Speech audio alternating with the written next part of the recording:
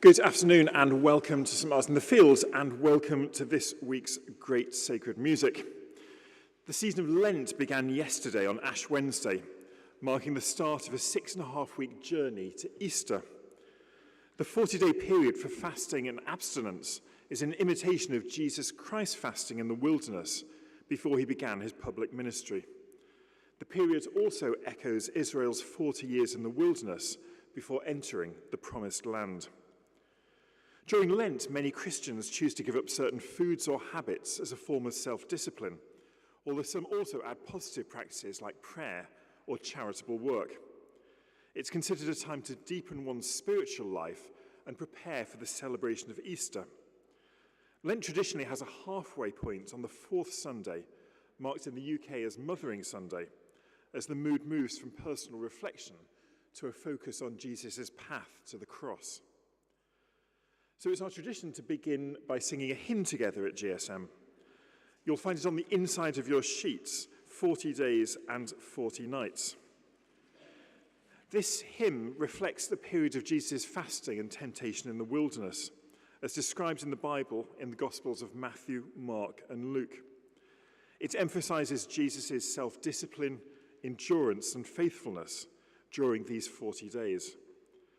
And there can be few better matches of tune and words than the 17th century tune Heinlein, which we'll be singing it to today.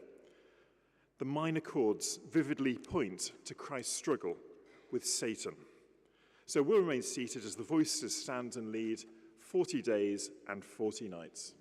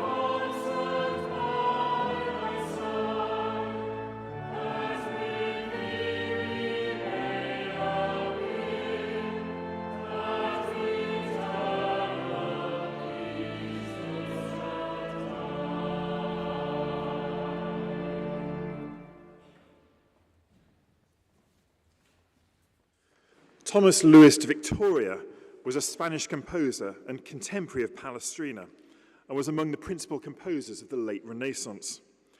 He was a Catholic priest as well as an accomplished organist and singer, and he worked in Italy as well as Spain.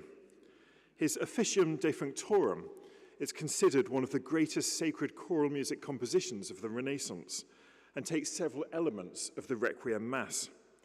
It was composed for the funeral of Maria, wife of Holy Roman Emperor Maximilian II. We'll actually be singing two movements from it, part of the Requiem Aeternam and then the Kyrie Eleison, which moves seamlessly into it. After that, the Portuguese Vicente Lusitano was the first black composer to have his music published. He was born in Alvincia, then a Portuguese city, now in southwest Spain, around 1520. This was at a time when almost all black people in Europe were slaves. It's not known how he gained his musical education, but in 1551 he published a collection of 23 motets. By 1561, he'd married and become a Protestant. The motet we're about to sing, Emendibus in Melius, is a text often sung at the imposition of ashes on Ash Wednesday.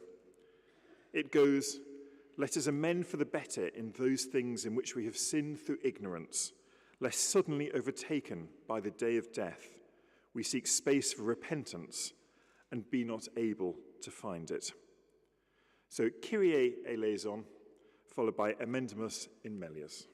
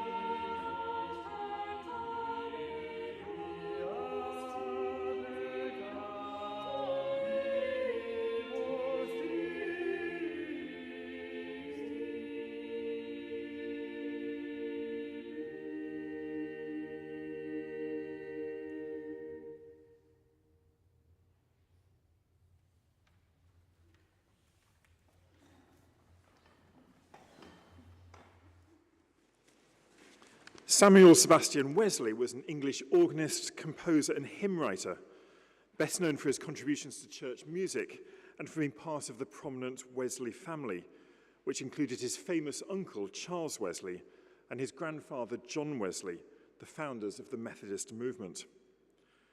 Though Wesley was a devout Methodist and proud of his heritage, he faced tensions with the established Anglican Church, where he worked for most of his life. His connections to the Wesleyan tradition sometimes put him at odds with the church authorities, who were often suspicious of the evangelical influence in his work. He spent much of his career struggling against what he saw as the conservative and stifling nature of the English church music scene. In one notable episode, Wesley wrote a letter to the Royal Academy of Music, which he was affiliated with, about what he considered to be the low standard of church music. His passion for improving the quality of sacred music led to some controversies, and he often had difficulties with clergy who were resistant to change. However, his work as an organist and composer made a lasting impact on the musical landscape. Wash Me Throughly is a setting of Psalm 51. Psalm 51 is the definitive penitential psalm, recalling David's affair with Bathsheba and his search for redemption thereafter. The main themes of the psalm are repentance, salvation, and sanctification. The words focus on the idea of the believer asking God to purify their heart and soul. It calls for a deep, thorough cleansing, not just of outward actions, but also of the inner person. The psalm expresses the need for God's mercy and the desire to be made holy and free from sin.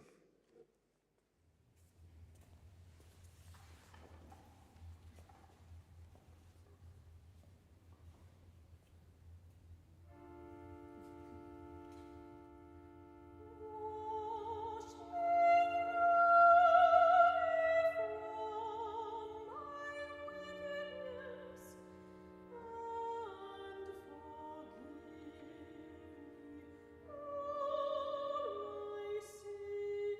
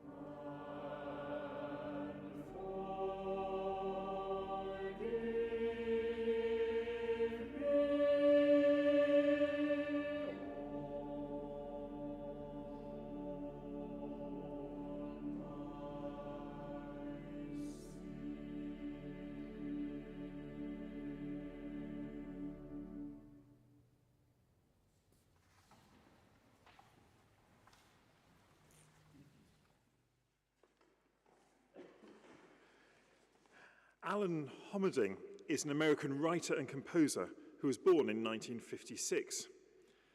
His hymn, which we'll be singing next, which you'll find out on the inside of your sheet, From Ashes to the Living Font, has different verses suitable to be sung on the various Sundays of Lent. Among its themes are the water from the rock in Exodus, the Transfiguration, the calling out of Bartimaeus, and the Samaritan woman at the well. The living font, referred to in the hymn's title, refers to the font of baptism. The imagery of moving from ashes to the living font reflects a process of transformation, a movement from sorrow, sin, and penitence to spiritual renewal. So we'll remain seated as the voices stand and lead From Ashes to the Living Font.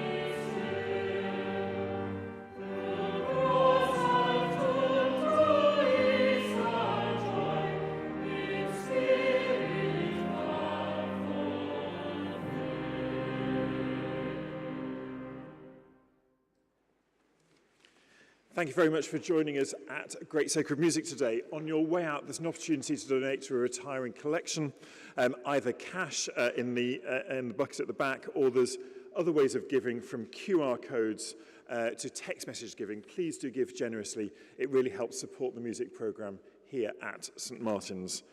Please do come back for Great Sacred Music. Next week it's every Thursday at 1 o'clock, both in the building and streamed live on our St Martin's digital page. And also join us on Sundays at 3:15 for Choral Classics, which is our sister programme on a different theme each week, and each Choral Classics is introduced by a different member of St Martin's Voices. Our final piece, Media Vita, is a Latin phrase that translates to "in the midst of life."